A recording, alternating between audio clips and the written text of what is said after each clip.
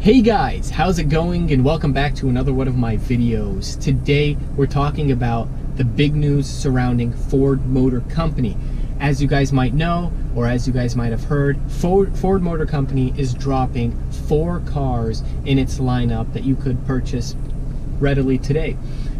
We're going to be talking a lot about the importance of this dropping and why it could have a lot of disastrous effects, or it could really pay off tremendous benefits for Ford and Ford lovers out there. But it's certainly an impact that's going to impact all of us today, especially people who are looking to purchase a vehicle. So in this video, we'll be covering 4 topics that will kind of give you guys a really good overview of everything that's happening. The first topic we'll discuss is the actual factual background that's happening with Ford today. So I'll get into all the facts and what they're planning to do by 2020 and what they'll be offering through 2020 and kind of what's their vision with this. So everything that Ford is going to do. The second topic that we'll discuss is how does this affect us? And I'm not just talking about people who are interested in Ford models, but the people that aren't interested in Ford. Does this affect you? The answer is yes.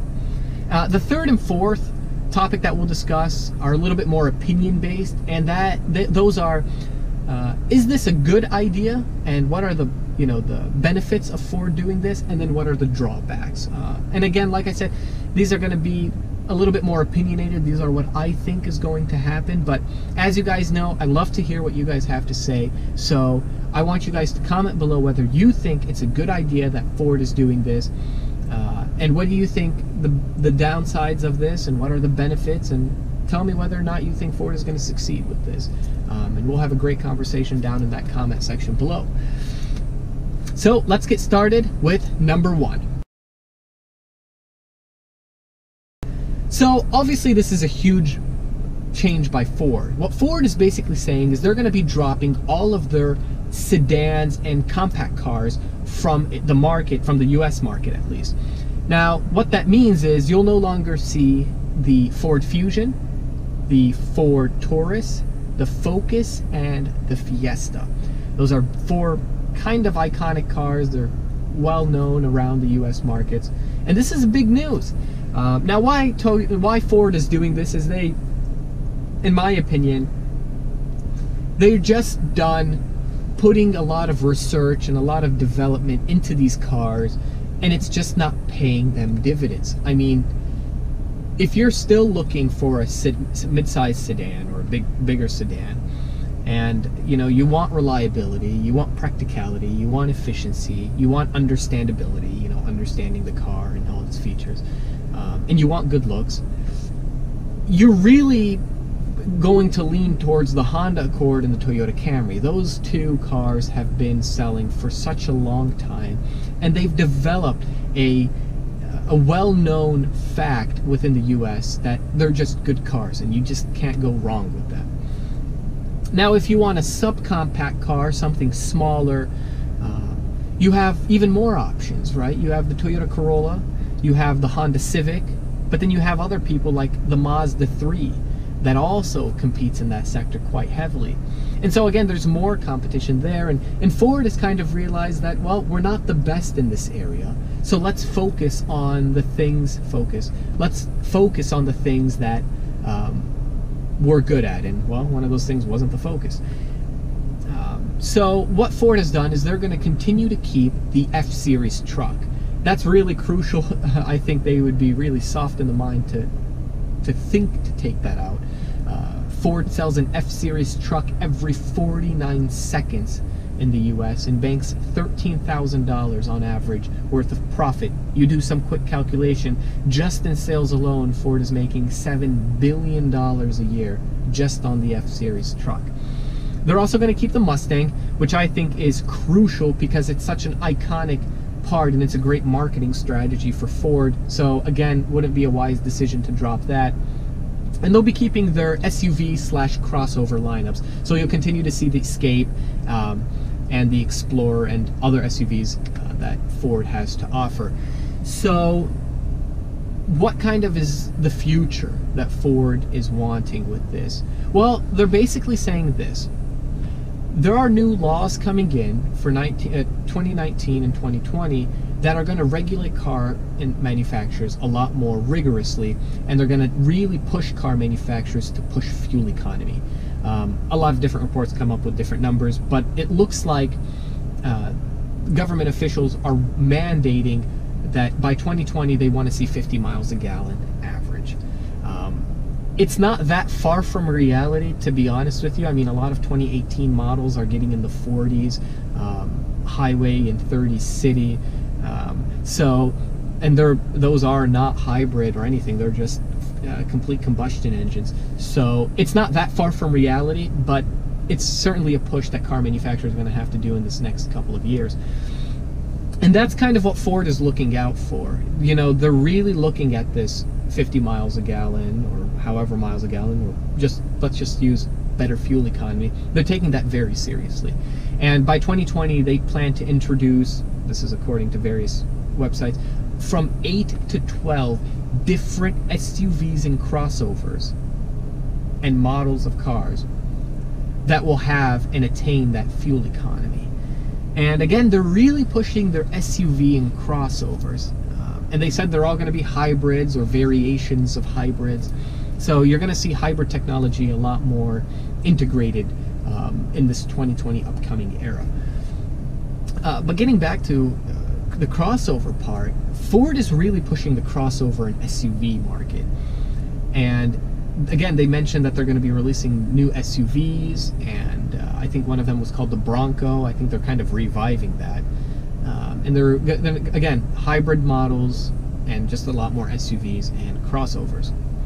So that's kind of what Ford is doing. They're also going to be introducing a brand new Mustang Shelby that's actually going to be competing with the Dodge Demon. This thing will have over 700 horsepower, and Ford says it's going to have the big, you know, raging V8, but it's going to have a lot more low-end torque because of the hybrid technology that is going to be introduced into these models as well. So again, to kind of recap this first part, you can expect a lot more hybrids, a lot more variation in models. So Ford is getting rid of four models right now, but they're going to be coming out with 8 to 12 in 2020, and they're all going to be hybrids and achieving phenomenal fuel economy. And that's kind of the big thing that Ford Motor Company is pushing.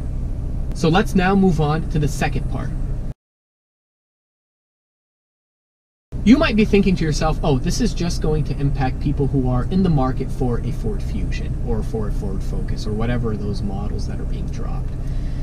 And certainly that's the case. If you are looking to renew your Fusion or upgrade to the latest model, well, that latest model is no longer going to be there. No worries though, parts are still going to be readily available. Ford has made that very clear for all four of those models. So there's no need to worry that your car is not going to have any replacement parts for it. Now we can clearly see that, you know, if you're looking to purchase one of those four vehicles, well, you're kind of out of luck. They're not there anymore. But the thing is what if you're not in the market for a Ford? Does this still impact you? Now, in my opinion, absolutely it does. To kind of explain it to you, I'm going to start off by giving you guys an example. Let's just say you're playing a video game, right? And let's just say there's 4 players. You're kind of one of the top players there, okay? So let's just say you're the best player there out of the 4 people. And then there's a second best player down there, and somehow he gets disconnected and leaves online. You know, leaves and no longer becomes online. You suddenly feel a whole lot less of stress, right? You don't try as hard because you're just like, well, this guy's kind of gone. I don't need to try as hard. Now let's kind of relate this back into the car market, right? Now, as we know, car markets are extremely competitive and extremely volatile. I mean, the car market is extremely ruthless. We see so many car companies declaring bankruptcy. Scion a couple of years ago. We always see companies in some sort of financial disaster because of a mistake they made or an inability to continue modernizing. And because of this competition that's within the car market, the biggest beneficiary out of all of this is us, the consumer. When there are so many car companies competing against each other, trying to one-up each other, trying to be better than the other person, they come out with some amazing cars that we consumers benefit from. The cars have more technology in them, they come with more creature comforts, and they're cheaper. And of course, the winner is us. Now, with Ford being gone, big car companies like Toyota and Honda are going to take a sigh of relief now and kind of relax and kind of tell themselves, well, we just lost a huge competitor, let's relax a bit. The downside of that is now that there's not that big of competition anymore, we're going to see a lot of car companies kind of not take the competition so seriously, and therefore the benefit that we were receiving of great cars isn't going to grow as much. Now, I'm not saying that we're going to get crappy cars from now on. I'm certainly not saying that. Of course, cars are going to continue to add technology to them, and they're just going to continue to get more sophisticated. But the pressure that Ford used to offer is no longer there. And that growth and the rapid acceleration of growth that was happening in the car market is going to take a few notches back and not grow as fast. And again, it kind of shows you that example I gave you in the beginning, Toyota and Honda being the biggest players. When they look and see Ford not there anymore and not a competitor against them, they're going to take their foot off the gas, if I might say, off of continuing to provide to us excellent automobiles. And so, you know, I think that's the kind of the trickle-down effect that's going to happen to all the cars, is that, you know, just an industry average of growth is just going to decrease. And again, you know, if this was a car company like Mazda who decided to do this, or Subaru, or any other smaller company, it really wouldn't affect it. So, you know, but Ford is definitely going to impact it. Now, before I talk about my opinions on the benefits and the disadvantages of Ford doing this, I want to talk about Chrysler a bit. They've also are following in Ford's footsteps. They've claimed that they are going to stop production of the Chrysler 200 and the Dodge Dart. They won't be missed as much. I don't mean to be cruel. And so really Chevy's the only one that's kind of still offering a lot of these cars. And so unfortunately you might have to be stuck with purchasing the style-free Chevy Cruze, as I like to say. Their GM products might be benefiting off of now the lack of supply from Ford and Chrysler. Certainly, time will tell about all of that. So now let's talk about number 3, which is the benefits of Ford and their decision. So the benefits of Ford doing this could be they're ahead of the curve, right? In 2020, with a growing SUV and crossover market, this could really turn out to be a good idea. In my previous video, I talk about how the van market really disintegrated. Vans in the early 2000s, 90s, and 80s used to be so popular. They were an integral part of the US culture, and then they up and disappeared. And what happened is a lot of people who were in the minivan market kind of merged into the SUV market. And what you're also starting to see is the sedan and subcompact car market also start to decrease. And what's happening is those people as well are merging into the SUV market and crossover market. So the crossovers and SUVs are really benefiting. They're the new hype. They're the new car of choice for this 21st century people. And so Ford is kind of taking a gamble and saying, well, this is going to continue to grow and demand for these cars are going to continue to grow, so why produce anything else but these types of cars?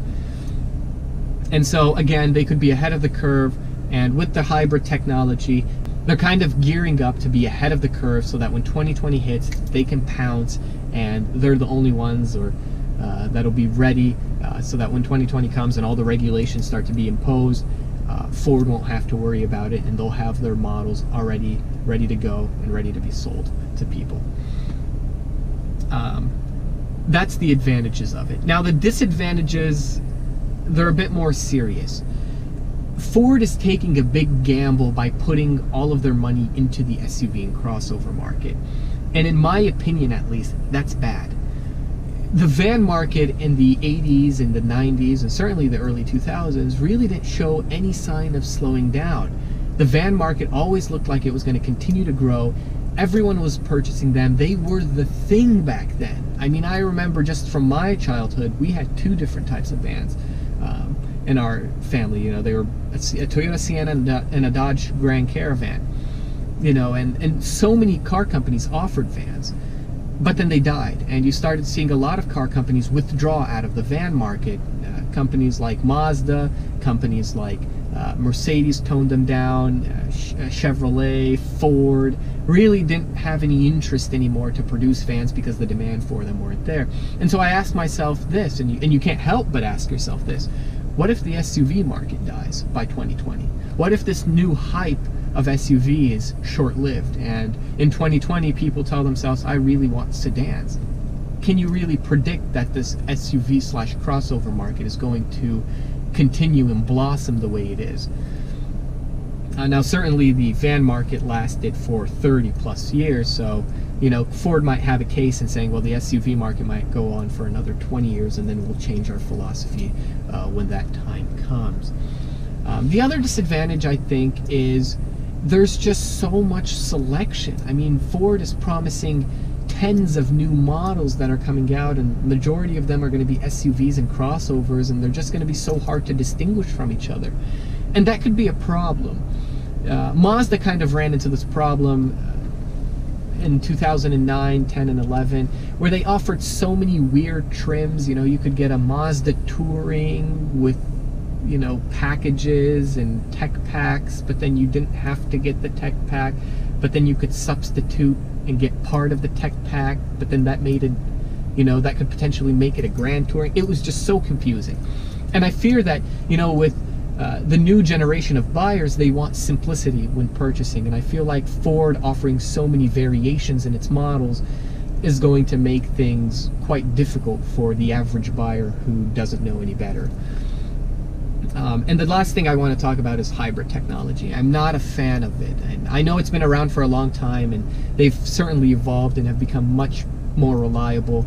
But if you're, you know, if you're anything into statistics, you tell yourself, you know, you can't help but look at it from this perspective.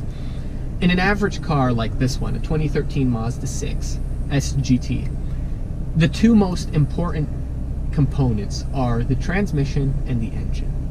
I have two major components. When you have a hybrid vehicle, you have 3 or 4 even major components. You have an engine and transmission, but then you have batteries and you have generators. And all 4 of those are equally as expensive and something you really just don't want to replace ever in a lifetime of a vehicle, just like you never want to replace a transmission or an engine in a car.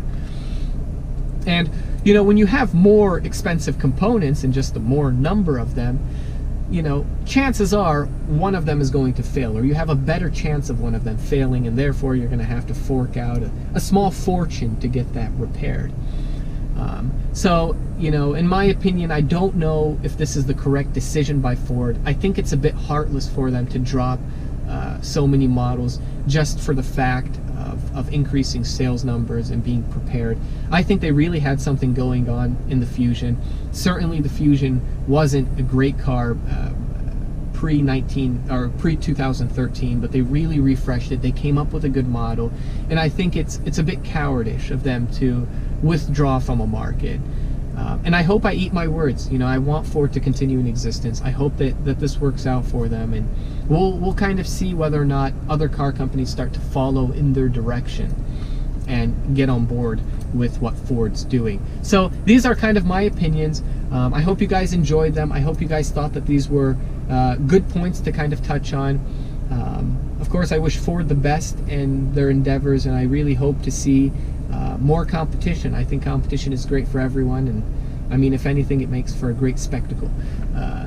It just makes for great watching. So, you know, we live in a great time where so much technology is coming out that it's driving companies crazy, trying to stay ahead and making sure that they grab onto every piece of new technology to make sure that they're providing us, the consumers, with the best quality item that's out there. So, you know, good luck to Ford. If you guys have any comments or questions, please leave them down below. I know a lot of you guys might notice that I'm not driving this time, and that's because there was a lot of wind noise on the last one, and I haven't really figured out how to delete that from my GoPro Hero 5 Black Series. So, you know, still working on the bits and pieces for recording.